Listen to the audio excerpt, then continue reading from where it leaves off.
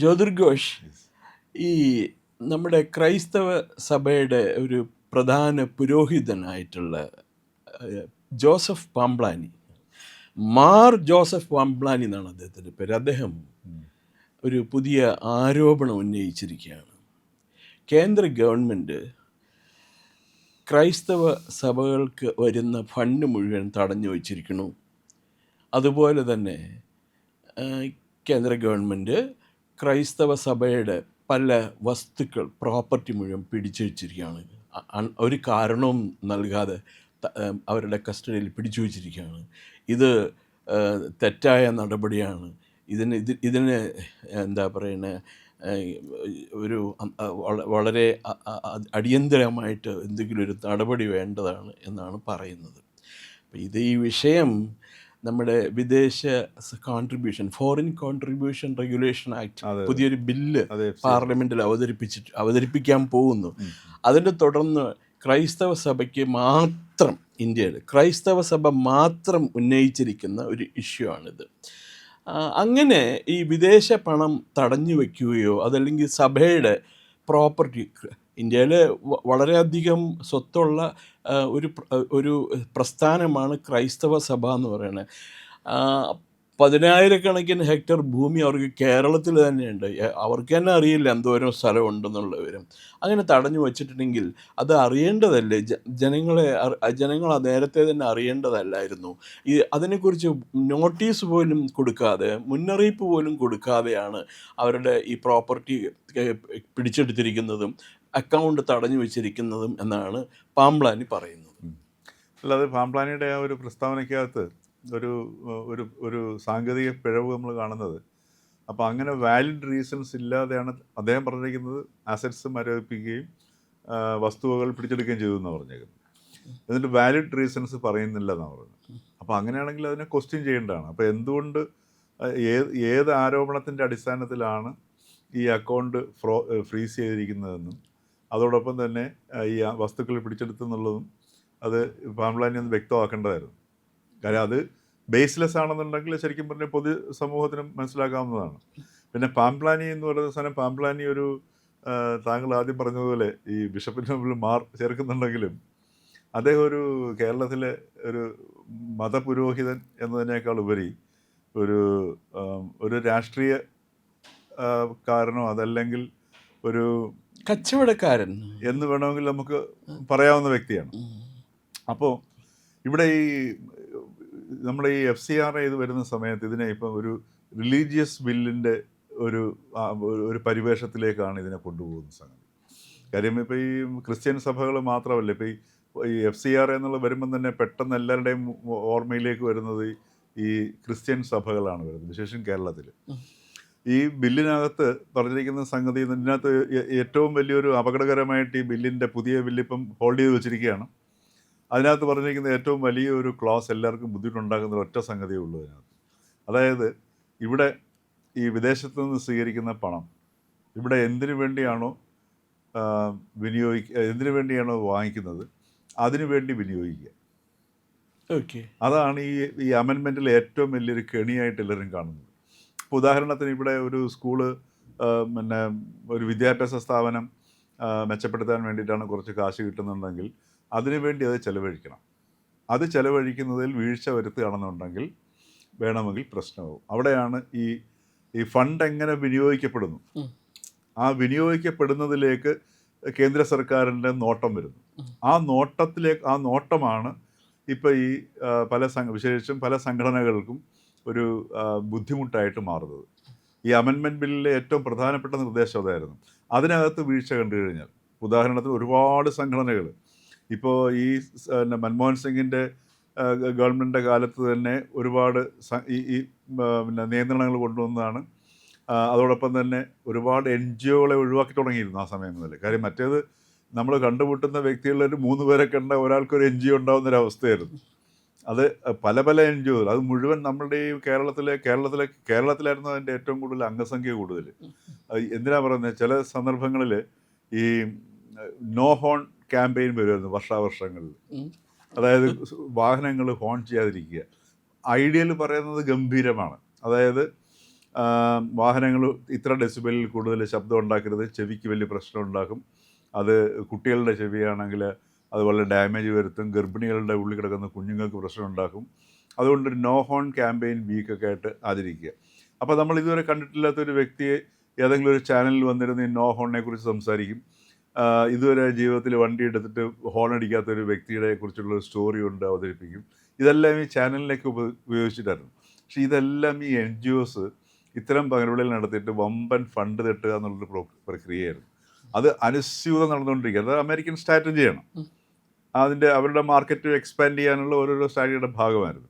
അതിന് ഒരു കട്ട് വന്നിട്ടുണ്ടായിരുന്നു. ഈ ഗവൺമെൻറ് വന്നതിന് ശേഷം ഈ ഫോറിൻ കോൺട്രിബ്യൂഷനിനകത്ത് ശരിക്കും അവർ കണ്ണുവെച്ചത് ഈ പറഞ്ഞതുപോലെ വിദേശത്ത് നിന്ന് ഏതിൻ്റെ പേരിലാണോ പണം ഇവിടേക്ക് വരുന്നത് അതിനുവേണ്ടി വിനിയോഗിക്കാതെ മറ്റ് പല പ്രവർത്തനങ്ങൾക്കും വേണ്ടി ഉപയോഗിക്കുന്നു. അതിപ്പോൾ ക്രിസ്ത്യൻ സഭകളെ മാത്രമല്ല, ക്രിസ്ത്യൻ സഭകളെ ഉദ്ദേശിച്ചിട്ടല്ലത്.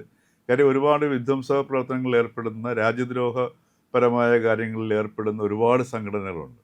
അപ്പം അവരെന്തിനു വേണ്ടിയാണ് ഇത് ഫണ്ട് ഉപയോഗിക്കുന്നത് എന്ന് നിരീക്ഷിക്കുക എന്നുള്ളതാണ് ഇപ്പോൾ ഗവൺമെൻറ് പറയുന്നത് ഈ അമെൻമെൻറ്റ് കൊണ്ടുവരുന്നതിൻ്റെ പ്രധാന ലക്ഷ്യം. ജ്യോതിർഘോഷിന് ഓർമ്മയുണ്ടോ, മൻമോഹൻ സിംഗ് പ്രധാനമന്ത്രിയായിരുന്നപ്പോൾ അദ്ദേഹം ഒരു ഇൻ്റർനാഷണൽ മാസികയ്ക്ക് നേച്ചറിനായിട്ടാണ് തോന്നുന്നു ഒരു ഇൻ്റർവ്യൂ കൊടുത്തിരുന്നു.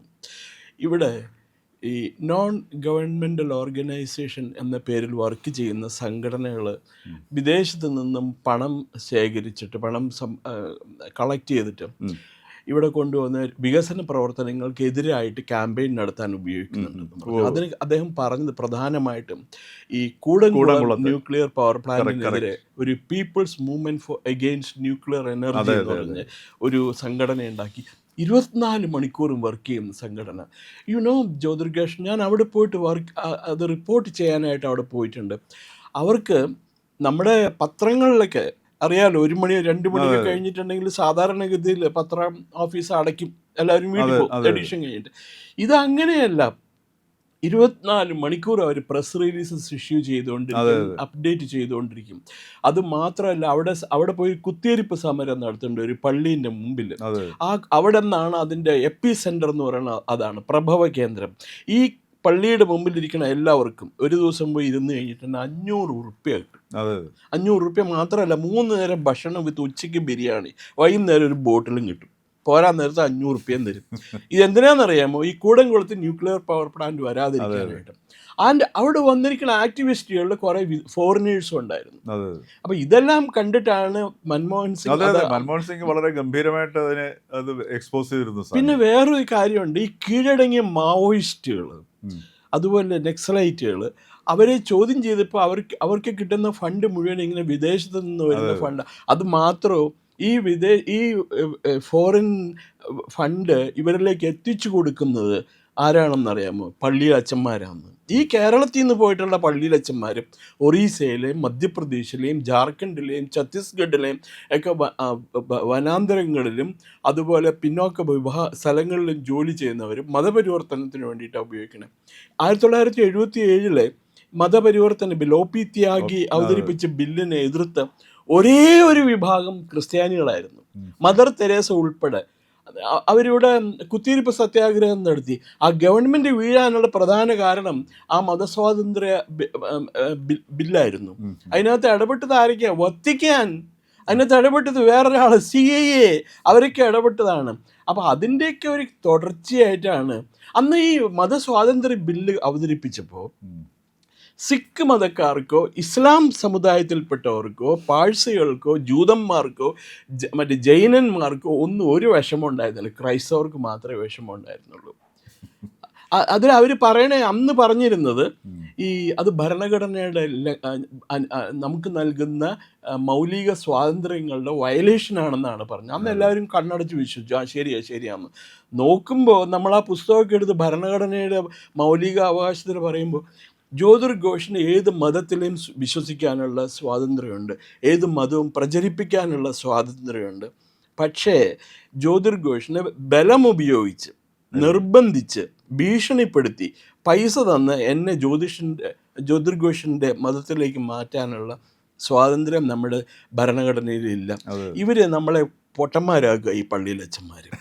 എനിക്ക് പിന്നെ പാമ്പ്ലാനി പറഞ്ഞത് കൊണ്ട് ഞാൻ I take it with a pinch of salt. കാരണം അദ്ദേഹം പറഞ്ഞാണ് 350 രൂപ തന്നാൽ 4 സീറ്റ് തരാമെന്ന് പറഞ്ഞു, ലോക്സഭാ സീറ്റ് തരാമെന്ന് പറഞ്ഞാണ്. ഇത് പാമ്പ്ലാനി മാത്രമല്ല, പല ആൾക്കാരുണ്ട്, കുറേ അനോഫിലിസ് ക്യൂലക്സ് തിരുമേനിമാരൊക്കെ ഉണ്ടല്ലോ അവിടെ ഇവിടേക്ക് ആയിട്ട്. അവരൊക്കെ ഇത് അവർ മാത്രമാണ് ഇതിനെ എതിർക്കണം. പാവം കോൺഗ്രസ്സുകാർ ഇവരുടെ വോട്ട് കിട്ടാൻ വേണ്ടിയിട്ട് അത് ശരി, ആ ബില്ല് തെറ്റാ എന്നാണ് പറയണത് മുഴുവനും. മാർക്സിസ്റ്റുകാർ പിന്നെ എന്താ പറയുക, നമ്മുടെ പ്രാക്കുളം ചെഗുവേര അദ്ദേഹമൊക്കെ പറഞ്ഞിട്ടുണ്ടല്ലോ, സോണിയാഗാന്ധി കുറ്റക്കാരിയല്ല എന്നല്ല, അദ്ദേഹം ഓൾറെഡി ചീട്ട് കൊടുത്തു കഴിഞ്ഞു.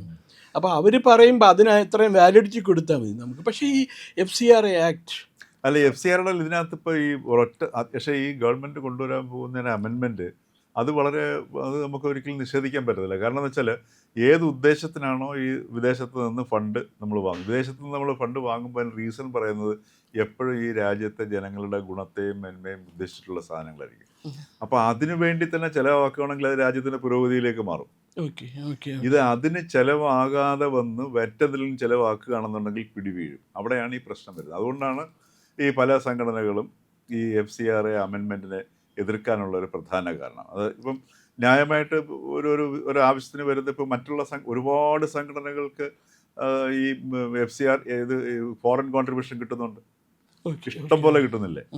ഇപ്പം അത് ഒരു കാര്യമുള്ളത്, രാധാരാജൻ ചെന്നൈയിലൊരു വലിയ സോഷ്യൽ ആക്ടിവിസ്റ്റാണ്. രാധാരാജനും കിഷൻ കാക്ക് എന്ന് പറഞ്ഞ വേറെ രണ്ടുപേരും കൂടി ചേർന്നൊരു പുസ്തകം എഴുതി, NGOs in India their modus operandi എന്ന് പറഞ്ഞിട്ട്. ആ പുസ്തകത്തിനകത്ത് പറയുന്നത് ഇന്ത്യയിലെ ഏറ്റവും വളരെ വിശാലമായ ബിസിനസ് സാധ്യതകളുള്ളൊരു മേഖലയാണ് NGO. ഒരു വലിയ ഇൻഡസ്ട്രിയാണത്, ഒരു വലിയ വ്യവസായ മേഖലയാണ് NGO എന്നാണ് പറയുന്നത്. അതെ. ഉദാഹരണത്തിന് നമ്മുടെ ഈ 80കളിൽ കേരളത്തിൽ ഈ പരിസ്ഥിതി അവയർനെസ് ഭയങ്കരമായിട്ട് വന്നു.